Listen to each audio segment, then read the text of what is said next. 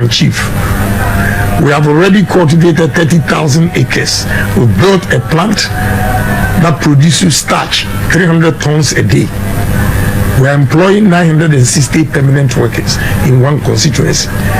The second one is also coming up at Prime. The first one is Agyapong Mountain. Okay. And Prime. Agyapong Mountain is 300 tons. Prime is 200 tons. At least we will employ 700 permanent workers in one constituency. What will be the ripple effect of these workers? My brother, we grow soya beans here, and there's no factory processing soya beans. Indians will come and buy it, export it to India, process it, and come and sell it to Africans again. What is wrong with us? What is wrong with us? And when you say all these things, you have the system, they have a problem with you. In fact, I went to Savannah, I did a clean campaign, educating them what we can do with our lands. I don't know if it didn't go well with the minister, regional minister. He just went on radio to insult me. And you know, the problem I have with my own party is when people do such things, they don't hear. When I respond, it's only Agyapong who is destroying the party. Because they don't want to accept their failures. And I'm telling you, read my lips. Look, what I've seen in the north here, I think God should lie all politicians on the table and lash all of us. Squeeze these ears and give them last warning that I've given you land in abundance to develop yourself and feed yourself. We are always begging white people for what? Jesus Christ.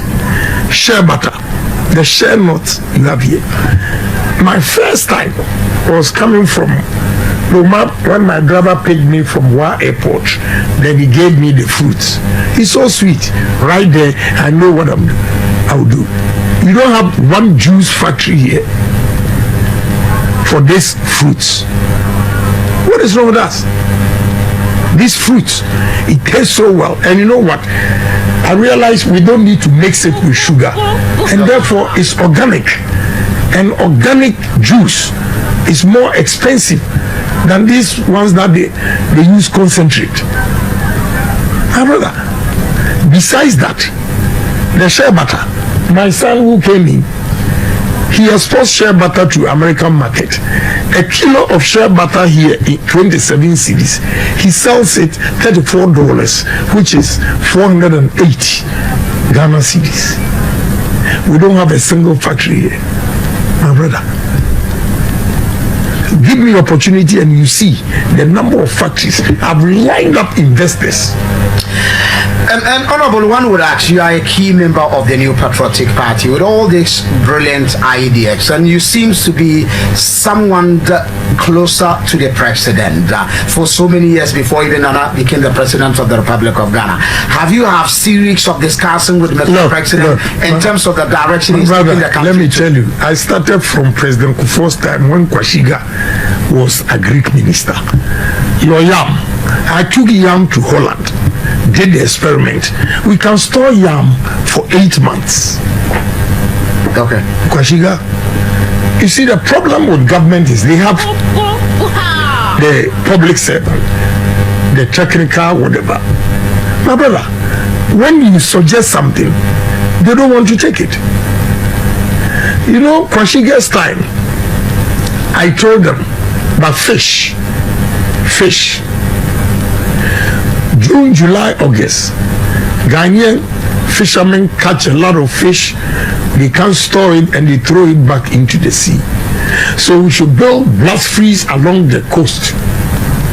You cannot just build coastal. You have to build coastal with blast freeze. Okay. The blast freeze is minus 40, 41 degrees. You blast freeze it for 24 hours.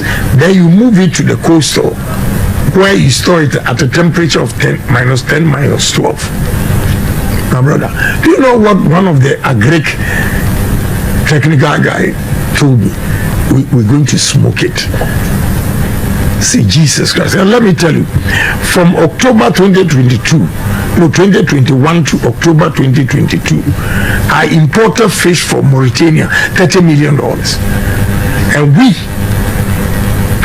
are our own enemies.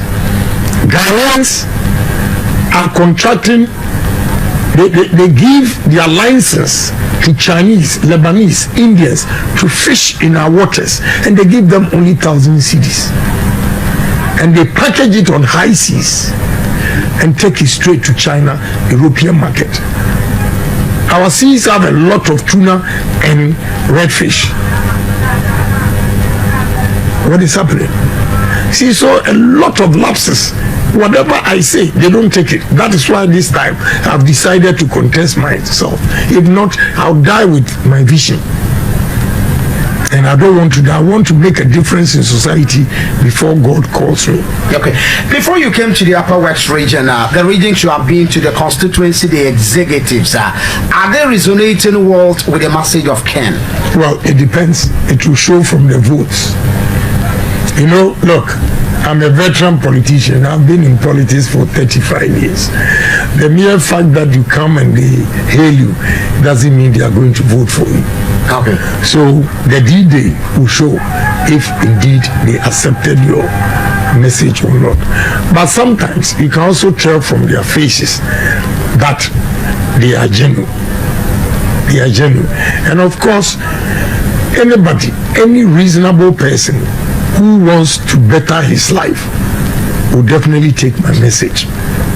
Because I've meant to develop the 5 northern regions to shame certain people that you have voted, and nothing comes out of your vote. And even if I don't win, I'll prove them wrong by establishing some factories here for them to see with my own money. I'll prove them wrong, because we cannot continue to live in poverty in the north with this vast land God has given us. Share butter, you have it free, and we don't know what to do with it. Have we asked ourselves, my brother, why should a white man travel all the way from Europe or America to come to the north to buy this stuff and take it away? It is not only in the north, even in the south. Coconut, just coconut.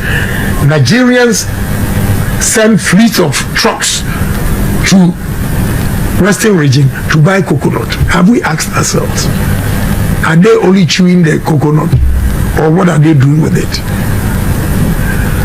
Palm. What we can do with palm. A Champions time, we have these palm plantations, but we've sold it to Belgians.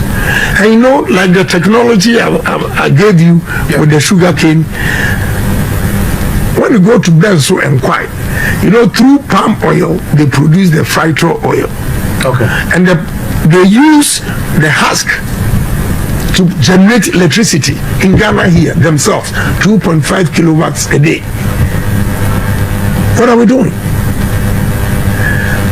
President Mahama sold Unilever to these Malaysians, and Malaysian company is importing shiploads of palm oil to come to Ghana here, process it into phytol soaps at the Unilever. What is wrong with us? What is wrong with us?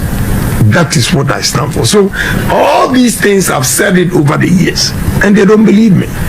So sometimes what I do is I prove them wrong by establishing industry successfully.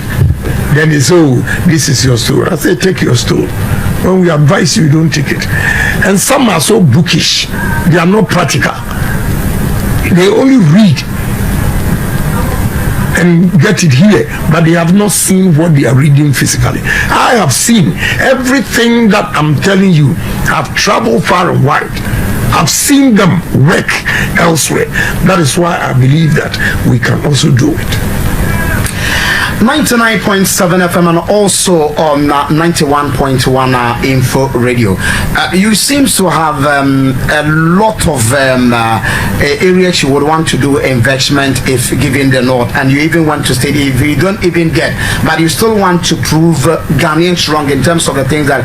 What are your priority areas if you get the nod? Apart from the north, you are talking about tourism. Tourism, agro processing, technology, and engineering. These are the 4 areas to move the country. Let me address technology. When you go to America, there's a famous city called Silicon Valley. Silicon Valley. Yeah, the moment you mention Silicon Valley, is technology, IT, and the rest. When you go to China, Shenzhen, excuse me, the moment you mention Shenzhen, technology.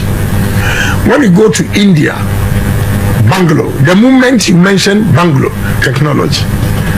What are we doing? We have brilliant guys. Okay. They go outside the country, they are given opportunity and they excel. So we have to have confidence in our own people, give them opportunity without enviness. We should rather pamper people who are creative, but here they try to sabotage them.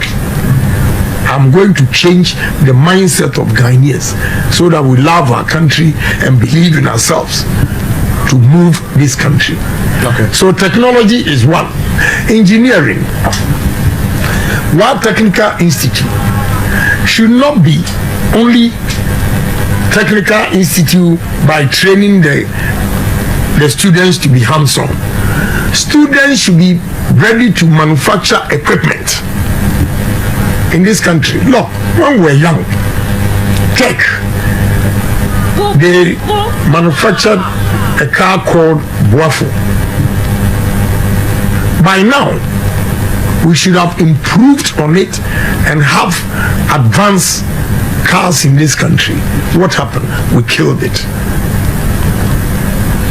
I was talking to the VW general manager who is in charge of whatever they are doing here, and he told me he picked most of the guys from Kumasi Magazine and Accra.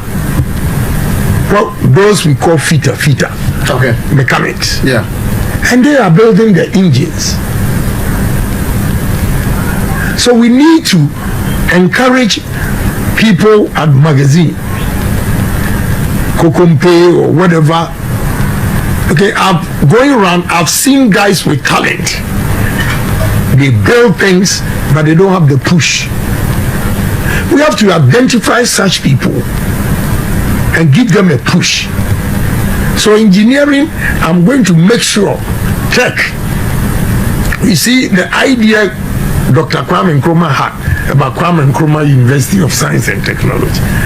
Now they do more liberal arts even than the engineering and the sciences. Yeah. They do more liberal arts in tech more than it. Look, I'm an employer. When you come to my office, I can show you about 1,000 applications and about 900 human resource, marketing, whatever. And if you want engineers or the sciences, you have few. So tourism first, agri second, IT. We need to build smart cities all over the regions. Then engineering. And you think we have the resources in Ghana to do all these things? Yes. You know, especially when it comes to agri. My brother, if we all conscientize ourselves that we are going to move this country and we are not going to be dependent on foreign investments, these fertilizers, if we genuinely apply it without crossing the border to go and sell it at Burkina, for Burkinabes to bring tomatoes to us to buy. If we apply the fertilizers on these farms, the maize farm that we see here, you see the yield. We can increase the yield by 200%. Okay. Here, I think we should have grain development company here that will buy the grains and store them. This time, you know the advantage the people of Upper West have, because you are already in it with maize. Look, the Russia-Ukraine war has limited a unit to the world. So we should take advantage of producing maize in quantities and selling to the rest of the world. What I have to draw your attention, I just don't talk. I've done my research. For us to sell the maize outside Ghana, we should stop using woodicide. Woodicide is poisonous to the land. I visited America, Hans Point, and these Ghanaian exporters, the women, they blocked all their yams that they exported to American market because of woodicide.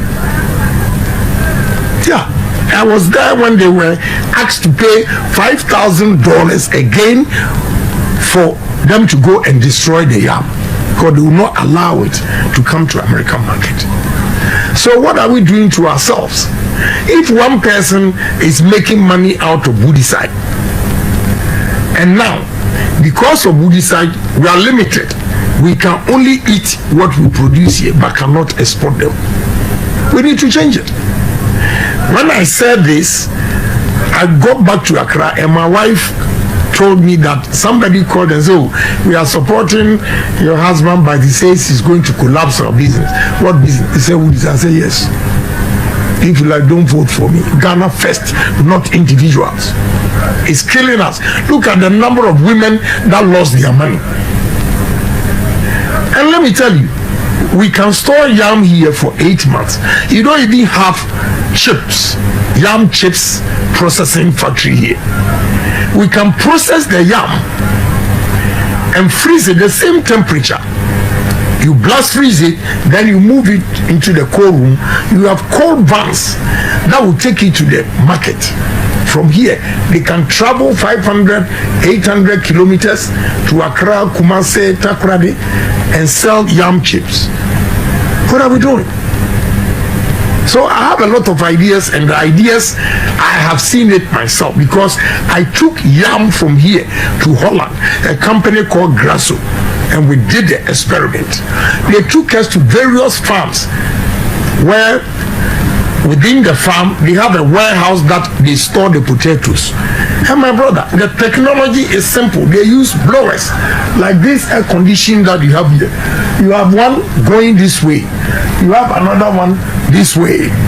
Okay, so when you pack the yam or the potatoes, the blowers, it's just air conditioning, but that blower, it blows the yam or the potato, and the potato fuse is still in the earth.